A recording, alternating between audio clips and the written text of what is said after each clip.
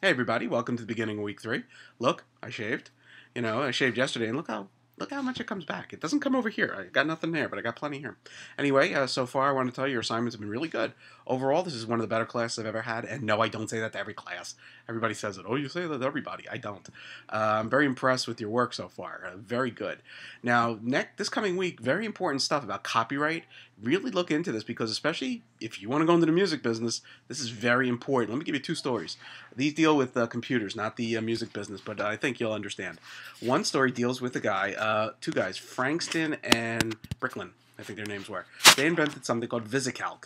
VisiCalc was a spreadsheet program, and it was fairly successful. They wanted to copyright it, and back when it came out was the late 70s, early 80s. I know none of you were born, make me feel old. Anyway, they didn't push it. And judges back then didn't understand software could be copywritten. Well, they didn't copyright it, they didn't push hard enough, and look, lo and behold, Excel came along, and Lotus, and like AmiPro. These people made very little. I think they work at Dartmouth now, but they're not happy people. But so that's one area of copyright. If you think something you have is being stolen or being used improperly, push it.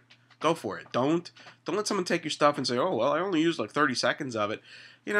Really push it. And with that said, though, look at the other end of the spectrum. Back in I think it was the mid 70s. I know reaching back. There was a guy, his name was Gary. I'm not going to tell you his last name. You can look it up. He invented something called CPM, Control Program Microcomputer. It was an operating system for PCs. And Gary had a meeting with IBM. Now, IBM came to his house, and Gary was out flying a plane, and they wanted Gary's wife, they were in business together, to sign what was called a non-disclosure agreement.